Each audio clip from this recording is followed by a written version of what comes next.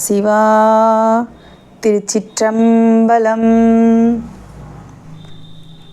நம்பியாண்டார் நம்பியினுடைய கதையை சென்ற பதிவில் பார்த்தோம்.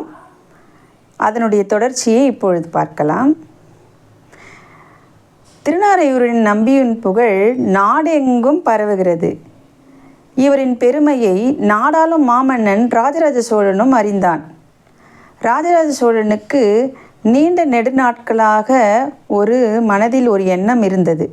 என்னவென்றால், அவர் கோவில்களில் செல்லும்போது ஓதுவாமூர்த்திகள் பாடிய சிறிய சிறிய தேவார பாடல்களும் கல்வெட்டுக்களில் இருக்கும் தேவார பாடல்களும் மட்டுமே அவன் கேட்டு அறிந்திருந்தான். அவை முழுவதும் கேட்க மனம் மிக ஆவலாக இருந்தது. ஆனால் அவை எங்கும் கிடைக்கவில்லை. எங்கோ ஒரு இடத்தில் இருக்கிறது என்று சொல்கிறார்கள் அனைவரும். அது கிடைக்க இவருக்கு மனதில் எண்ணம் இருந்து கொண்டே இருந்தது. அப்பொழுதுதான் நம்பியினுடைய புகழ் கேள்விப்பட்டதும் ஒரு எண்ணம் தோன்றுகிறது. நாரையூருக்கு சென்று நம்பியை சந்திக்க வேண்டும் என்ற எண்ணம் தோன்றுகிறது. அவர் திருநாரையூருக்கு பரிவாரங்களுடனும் நிவேதன பொருட்களுடனும் புறப்பட்டு வருகிறார். வந்தவர் நம்பியை வணங்கி நிவேதன பொருட்களை பிள்ளையாருக்கு படைக்கும்படியும் தன்னுடைய எண்ணத்தையும் நம்பியிடம் தெரிவிக்கிறார். என்னவென்றால், நீண்ட நெடுநாட்களாக எனக்கு ஒரு எண்ணம் உள்ளது. சைவ சமயத்தின் பொக்கிஷமாக நாம் நினைக்கும் தேவார பாடல்கள் அனைத்தும் ஏதோ ஒரு இடத்தில் இருக்கிறது. ஆனால் யாருக்கும் இருக்கும் இடம் தெரியவில்லை. தாங்கள்தான் அவற்றை அறிந்து சொல்ல வேண்டும் என்று வேண்டி நிற்க, நம்பியும் பிள்ளையாரிடம் சென்று நிவேதன பொருட்களையும் வைத்து மனமுருகி வேண்டுகிறார். மன்னனின் மனக்கவலையை நீக்க தாங்கள்தான் அருள் புரிய வேண்டும் என்று நிற்கும்போது ஒரு அசரீரி குரல் கேட்கிறது. என்னவென்றால், சிதம்பரம் நடராஜர் கோவில் அருகில் ஒரு அறையில் தேவார பாடல்கள் அனைத்தும் உள்ளது என்று கேட்கிறது. அனைவருக்கும் மட்டற்ற மகிழ்ச்சி. இருக்குமிடம் தெரிந்துவிட்டது என்று அனைவரும் சிதம்பரம் கோயிலுக்கு புறப்பட்டு செல்கிறார்கள். அங்கே தீட்சிதர்கள் அனைவரும் வரவேற்று இந்த செய்தியை அறிகிறார்கள். அப்பொழுது தலைமை தீட்சிதர் வந்து மன்னரை வணங்கி, மன்னிக்க வேண்டும் அரசே, இங்கே ஒரு சம்பிரதாயம் நிலவுகிறது. என்னவென்றால், மூவரும் வந்து கேட்டால்தான் இந்த திறவுகோலை கொடுக்க வேண்டும் என்ற ஒரு சம்பிரதாயம் உள்ளது அரசே என்று சொல்ல, அவரும் அதை புரிந்து கொண்டு நான் மூவருடன் வருகிறேன் என்று திரும்பி விடுகிறார்.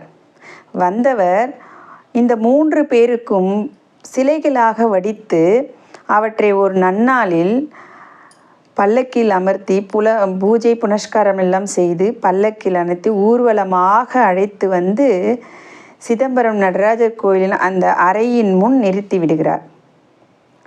இப்பொழுது தீட்சிதரிடம் கேட்கிறார், நான் மூவருடன் வந்திருக்கிறேன், இப்பொழுது திறவுகோலை கொடுங்கள் என்று. தீட்சிதர்களும் மறுபேதும் சொல்லாமல் திறவுகோலை மன்னரிடம் கொடுக்கிறார்கள். மன்னரும் சந்தோஷமாக அதை வாங்கி திறவுகோலை வைத்து திறக்கிறார். திறந்தவருக்கு பேரதிர்ச்சியாக உள்ளது. என்னவென்றால், அவர் எதை பொக்கிஷமாக நினைத்து கொண்டு வந்தாரோ அவை அனைத்தும் ஒரு மண்மேடாக காணப்படுகிறது. அனைவரும் மிகவும் வருத்தம் அடைகிறார்கள். அப்பொழுது மீண்டும் ஒரு அசரீரி குரல் கேட்கிறது.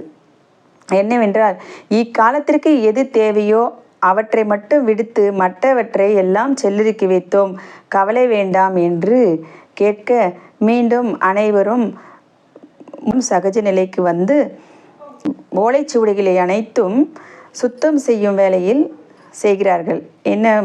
எண்ணெயை ஊற்றி அந்த ஓலைச்சுவடிகள் எல்லாம் சுத்தம் செய்து அவற்றை அடுக்கி வைக்கிறார்கள். இதை முறைப்படுத்தும் வேலையை நம்பியிடம் கொடுக்கிறார் அரசர். நம்பியும் அவற்றை முறையாக அடுக்கி வைக்கிறார்.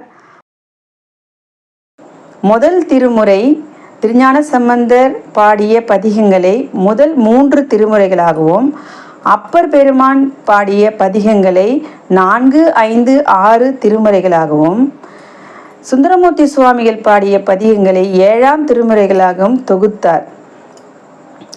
இவர் மாணிக்கவாசகர் பாடிய திருவாசகம், திருக்கோவையார் 8ஆம் திருமுறையாகவும், 9ஆம் திருமுறையாக திருவிசைப்பா திருப்பல்லாண்டாகவும் 10ஆம் திருமுறையாக திருமூலர் எழுதிய திருமந்திரமாகவும் 11ஆம் திருமுறை திருமுக பாசுரம் சேரமான் பெருமான் காரைக்கால் அம்மையார் பாடிய தொகுத்து வழங்குகிறார்.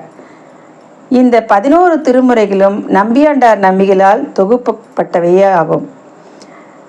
சேக்கிழாரின் பெரிய புராணம் 12ஆம் திருமுறையாகும். இப்பொழுது நாம் வீடுகளிலும் கோவில்களிலும் கேட்கும் தேவாரப் பாடல்கள் அனைத்தும் இப்படியாக வந்தவைதான்.